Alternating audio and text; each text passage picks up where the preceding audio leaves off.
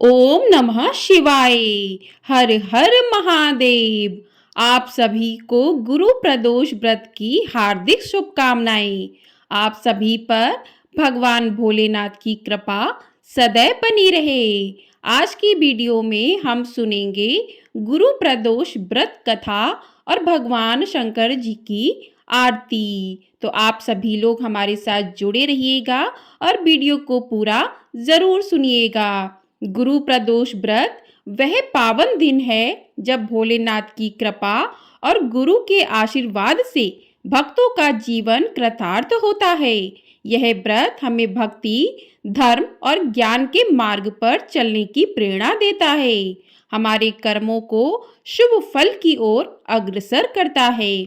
गुरु प्रदोष व्रत के दिन इस दिव्य कथा का श्रवण करने से भक्तों के जीवन के सभी संकट दूर हो जाते हैं। आइए इस मंगलमय कथा को श्रवण करें और भगवान शिव और देव गुरु की कृपा से अपने जीवन को सार्थक बनाएं। प्रेम से बोलिए भोले शंकर भगवान की जय। तो प्रिय भक्तजनों, एक बार देवराज इंद्र और वृत्तासुर की सेना में भीषण युद्ध हो गया। देवताओं ने दैत्य सेना को पराजित कर नष्ट कर डाला। यह देखकर वृत्तासुर अत्यंत क्रोधित होकर स्वयं युद्ध करने को तत्पर हुआ। आसुरी माया से उसने विकराल रूप धारण कर लिया। सभी देवतागण भयभीत होकर तब गुरुदेव बृहस्पति की शरण में पहुंचे। बृहस्पति जी बोले, पहले मैं तुम्हें वृत्तासुर का वास्तविक परिचय दे दूं। वृत्तासुर बड़ा तपस्वी और कर्मनिष्ठ है। देवता गुणों ने गंधमादन पर्वत पर घोर तपस्या कर शिव जी को प्रसन्न किया। पूर्व समय में वह चित्ररथ नाम का एक राजा था। एक बार वह अपने विमान से कैलाश पर्वत पर चला गया। वहां शिव जी के वाम अंग में माता पार्वती को विराजमान देखकर वह उपहास उड़ाता हुआ बोला, हे प्रभु, मोह माया में फंसे होने के कारण हम तो स्त्रियों के वशीभूत रहते हैं, किंतु देवलोक में ऐसा कभी दिखाई नहीं दिया कि कोई स्त्री आलिंगनबद्ध होकर सभा में बैठे। चित्ररथ के ये वचन सुनकर सर्वव्यापी भगवान शिव हंसकर बोले कि हे राजन, मेरा यह व्यवहारिक दृष्टिकोण अलग है। मैंने मृत्युदाता कालकूट महाविष का पान किया है, फिर भी तुम साधारण जन की तरह मेरा उपहास उड़ा रहे हो। इतना कहने के बाद भी भगवान शिव मौन हो गए और मुस्कुराते रहे। किंतु देवी पार्वती को बहुत क्रोध आया और वह क्रोधित होकर चित्ररथ से बोली, अरे दुष्ट, तूने सर्वव्यापी महेश्वर के साथ ही मेरा भी उपवास उड़ाया है, इसलिए मैं तुझे वह शिक्षा दूंगी कि तू फिर ऐसे संतों के उपहास का दुस्साहस नहीं करेगा। अब तू दैत्य स्वरूप धारण कर विमान से नीचे गिर। मैं तुझे श्राप देती हूँ। देवी पार्वती के श्राप से चित्ररथ राक्षस योनि को प्राप्त हो गया और त्वष्टा नामक ऋषि के श्रेष्ठ तप से उत्पन्न होकर फिर वृत्तासुर बना।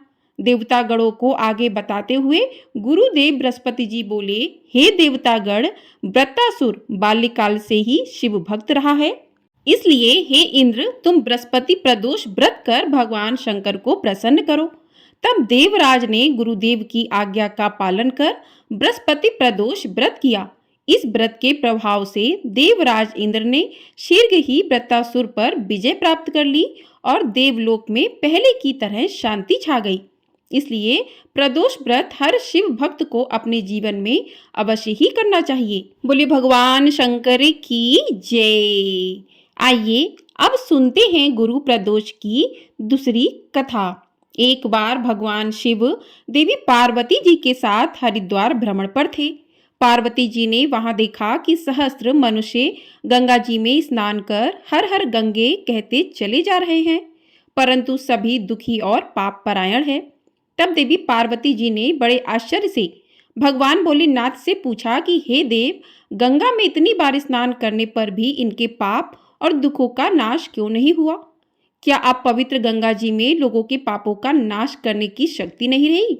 तब भगवान शिव देवी पार्वती से कहने लगे कि प्रिय, गंगा में तो आज भी वही शक्ति है, परंतु इन लोगों ने पाप नाशनी गंगा में स्नान ही नहीं किया, तब भला इन्हें लाभ कैसे होगा?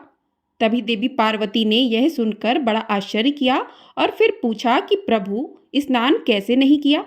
मैं तो देख रही हूँ कि सभी तो गंगा में स्नान करके आ रहे हैं और अभी तक तो इनके शरीर भी गीले हैं। तब भगवान शिव ने कहा, देवी, यह तो केवल जल में डुबकी लगाकर आ रहे हैं। मैं तुम्हें इसका रहस्य कल समझाऊंगा। अगले दिन बड़े जोर की बरसात होने लगी। सारी गलियां कीचड़ से भर गईं। एक चौड़े रास्ते में गहरा गड्ढा था। उसके चारों ओर कीचड़ ही कीचड़ भरा हुआ था। भगवान शिव ने अपनी माया से एक वृद्ध रूप धारण कर लिया और एक दान विवश की तरह गड्ढे में जाकर ऐसे पड़ गए मानो कोई मनुष्य चलता हुआ गड्ढे में गिर पड़ा हो और निकलने का प्रयास करने पर भी निकल नहीं पा रहा हो। भगवान शिव ने देवी पार्वती को गड्ढे से थोड़ी दूर यह समझाकर बैठा दिया कि देखो, आप लोगों को सुनो सुनो कहकर पुकारती रहना कि मेरे वृद्ध पति अचानक गड्ढे में गिर पड़े हैं। कोई पुण्यात्मा इन्हें निकालकर इनके प्राण बचाए और मुझ अबला की सहायता करे। भगवान शिव ने कहा, देवी, जब कोई भी मुझे गड्ढे से निकालने के लिए तैयार हो, तब तुम उनसे बस इतना कह देना कि मेरे पति सर्वथा निष्पाप हैं। इन्होंने अपने जीवन में कभी कोई पाप नहीं किया है, इसलिए इन्हें वही छुए जो स्वयं निष्पाप हो। अगर आपने अपने जीवन में एक बार भी कोई भी छोटे से छोटा पाप तक नहीं किया हो, तभी मेरे पति को हाथ लगाना, नहीं तो हाथ लगाते ही आप भस्म हो जाओगे। तथास्तु कहकर देवी पार्वती जी गड्ढे के किनारे बैठ गई और फिर आने जाने वाले लोगों को भगवान शिव की सिखाई हुई बात कहने लगी। उधर गंगा जी में नहाकर लोगों के समूह आ रहे थे। एक सुंदर युवती को यूं दलदल के पास बैठी देखकर कई लोगों के मन में पाप आ गया।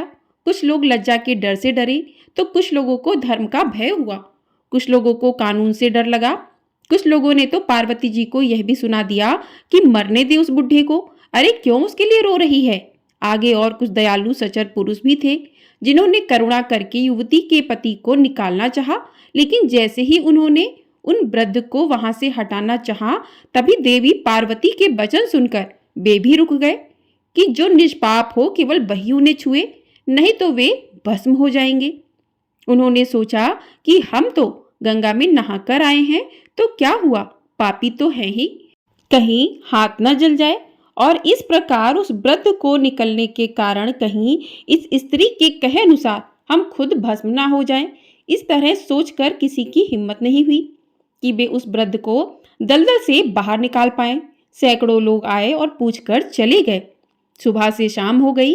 तब भगवान शिव ने देवी पार्वती से कहा, देखो, आया कोई सच्चे हृदय से गंगा जी में नहाने वाला। तभी कुछ देर बाद एक जवान हाथ में लोटा लिए हर हर गंगे कहता हुआ वहां से निकला।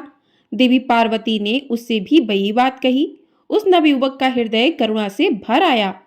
उसने भगवान शिव को उस गड्ढे से निकालने की तैयारी की। तभी देवी पार्वती ने उसे रोका और कहा, भाई, अगर तुम पूरी तरह से निष्पाप हो तभी मेरे पति को छूना, क्योंकि अगर तुमने जरा भी पाप किया होगा तो मेरे पति को छूते ही तुम भस्म हो जाओगे।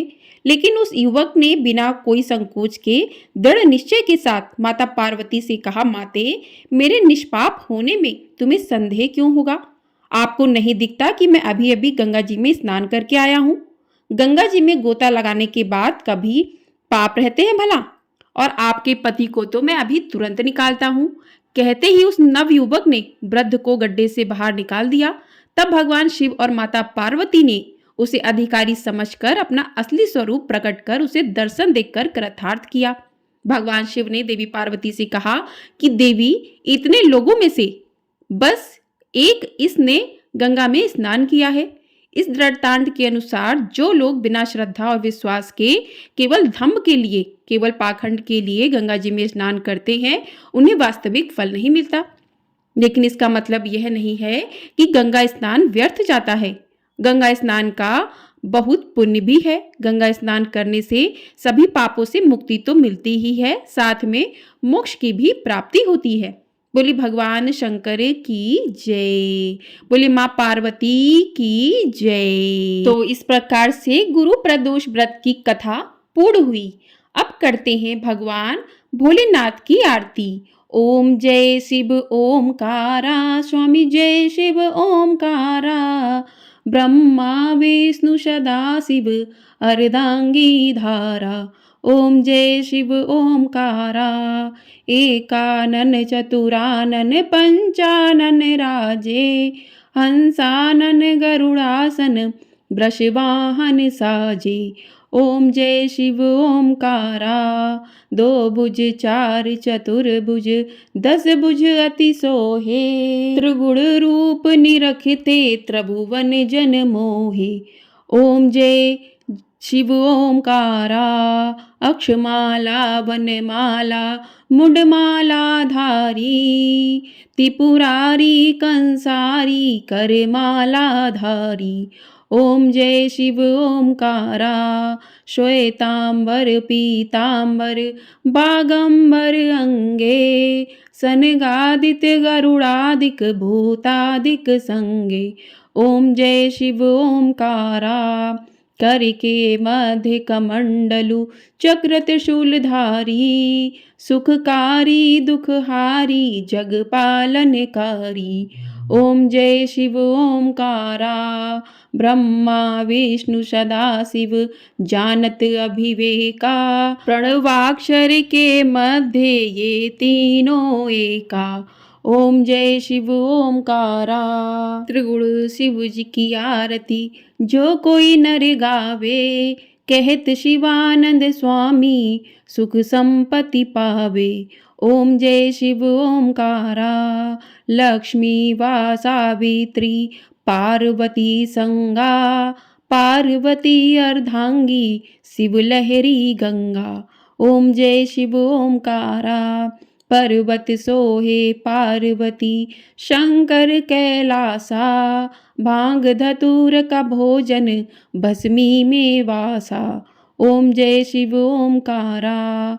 जटा में गंग बहत है गल मुंडल माला, शेष नाग लिपटावत ओढ़त मृग छाला। ओम जय शिव ओमकारा। काशी में विश्वनाथ विराजत नंदी ब्रह्मचारी, नितुट भोग लगावत महिमा अति भारी। ओम जय शिव ओमकारा। स्वामी जय शिव ओमकारा। स्वामी हर शिव ओमकारा। ब्रह्मा विष्णु सदाशिव अर्धांगी धारा। ओम जय शिव ओमकारा। बोलिए शिव शंकर भगवान की जय।